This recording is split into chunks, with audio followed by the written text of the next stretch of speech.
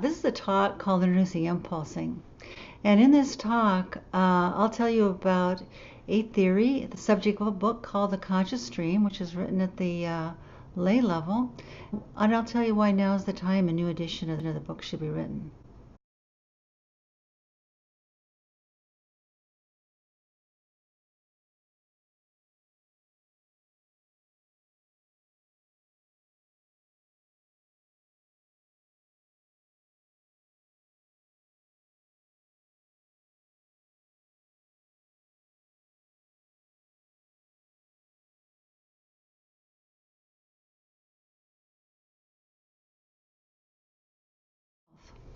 Well, I'm Denise Ingebo. I'm an independent theorist in neuroscience, the study of the nervous system.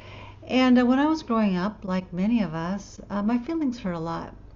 And when it didn't get better, and since I believe that you have to understand something before you can fix it or keep it working well, I began what became a lifelong study to learn how feelings happen at the physical level. So I could see what it takes to keep my feelings balanced. And I say see what it takes because I'm the kind of person that learns by seeing how something works, by seeing what's happening.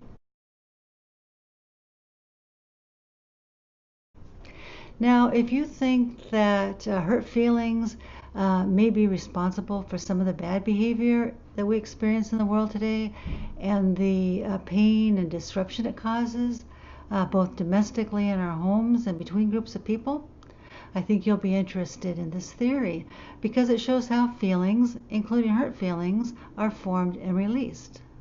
And we can use this insight then to see what it takes to restore and maintain balanced feelings. So the domino effect of hurt feelings and the pain and disruption it causes in our life is less likely to occur. Now, after working on my own for a few years, I was admitted to the University of Oregon, Clark Honors College, independent study in the Department of Neurobiology. And the technique that I used led to proposing the presence of impulse trails, which we can use like electricity to describe the work that's done in the pathways or the circuits of the nervous system in terms that we can relate to. So let's look at this theory from two ways, physically and then its conscious counterparts.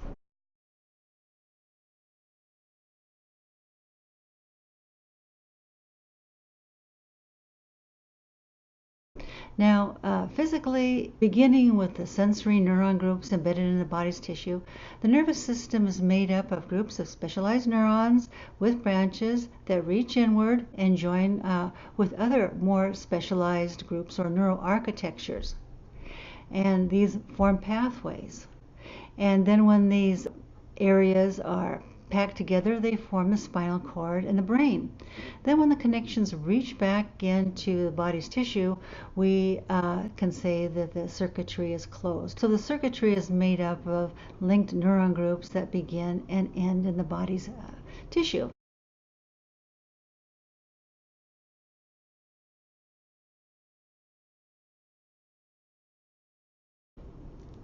So on this backdrop, when sensory neuron groups like the eyes and the ears or the tissue in the muscle and in the skin, when they're monitoring conditions in the body and in the environment, they're absorbing energy, different forms of energy, light waves, sound waves, temperature, pressure. And they immediately take that energy and translate it into another form of energy called electrochemical energy or impulses. So at this point, these neuron groups are speaking the same language. So then they generate patterns of impulses into the circuitry, group by group, forming a lightning-like series of energized neuron groups, kind of like falling dominoes. And this lightning-like trail or series can be called an impulse trail or impulsing. And it does different work as different areas of the system are energized.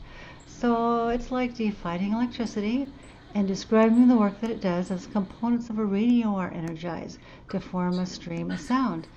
In this case, we're using impulsing to describe the work done in the conscious pathways of the nervous system to form our stream of consciousness. Now, as the theory was developing, I came to believe that it may be as fundamental, impulsing may be as fundamental to understanding how the nervous system works as electricity is to understanding how radio works.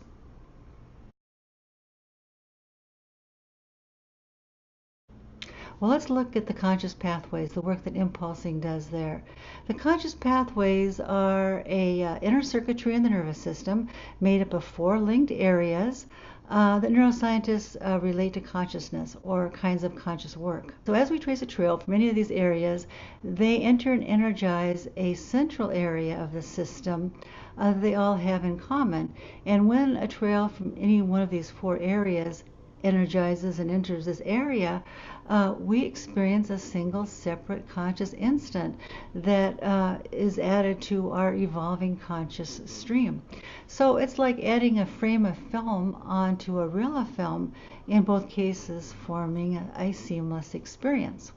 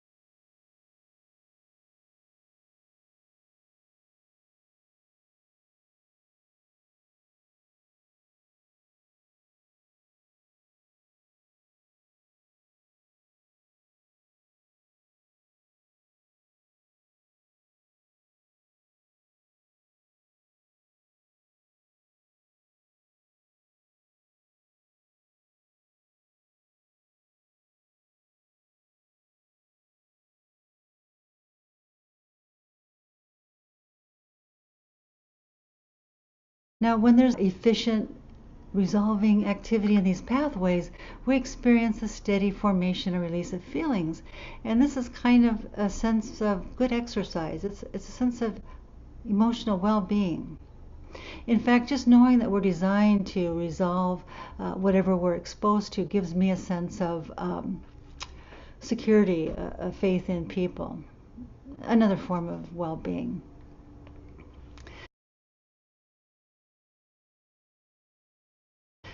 Now back to the book. A few years ago, I published a book called The Conscious Stream Review Edition, and it covers these concepts in more detail. That's a little outdated in terms of terminology, so trajectories are now called impulse trails, but it does cover over 50% of the theory.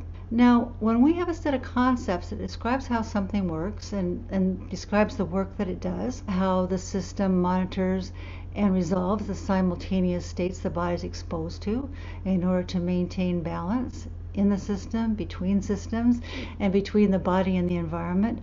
When we have a set of concepts that explains this reasonably, we can call this basic science or raw science. So for right now, that's what I'll call it, basic science. And we can use this to show how the resolving and monitoring work in the conscious pathways forms our conscious stream. And we also can use it to show the relationship between activity in a system and corresponding symptoms and sensations.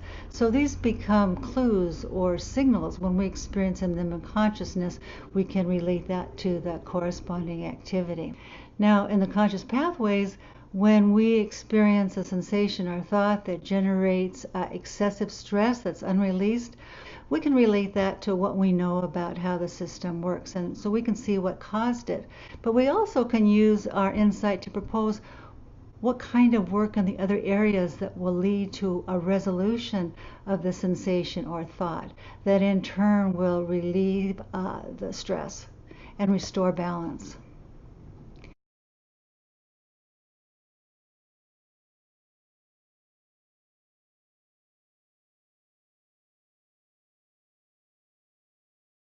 Soon after I published the first edition, I realized that we need a more practical understanding of how the system works. So we need to use the basic science to develop concepts to maintain emotional balance so these excessive stresses don't come up in the first place. So, for example, when we understand how the body's metabolism works, we can plan and practice a balanced diet. So, scurvy and fatigue and other symptoms of imbalance in our nutrition don't occur. Now, when it comes to the conscious pathways, we need similar concepts.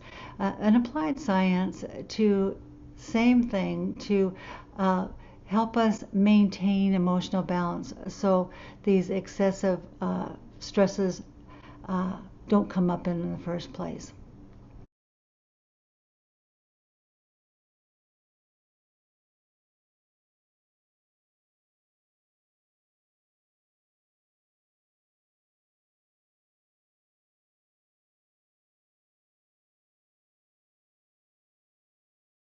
So we don't have a full clarification of these concepts yet, but we can start by defining a healthy lifestyle as a pattern of balanced activities that leave a series of balanced feelings in its wake. So we need to use our basic science of how the system works to develop similar concepts, to plan and practice a healthy lifestyle to maintain balanced feelings on a regular basis. We can use this insight, this basic science, to help us identify activities and resources that we can then use to develop our own personal, unique, healthy lifestyle that generates its own pattern of balanced feelings. And then we can meet locally, socially, and identify the personal and social activities that further develop and refine our lifestyle. And we can contribute physical and intellectual resources to meet the needs of our local communities and the interfacing communities and cultures that make up our planet.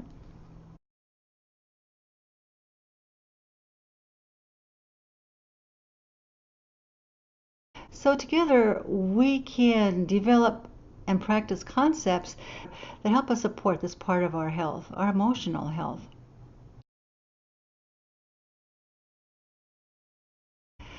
So my plan now is to write a new edition of the Conscious Stream that both helps us restore and maintain balanced feelings. So far, I've refined and clarified the original concepts. I've added illustrations and I've updated the terminology.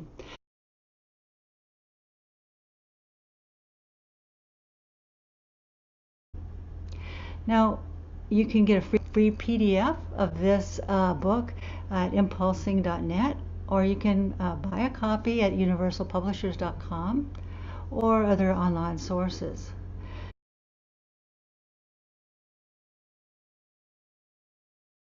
And I'll be contributing routine updates.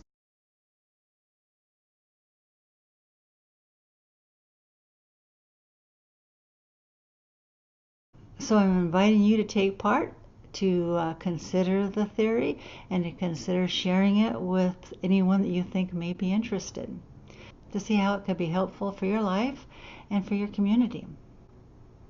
I'm Denise Ingebo. Thank you.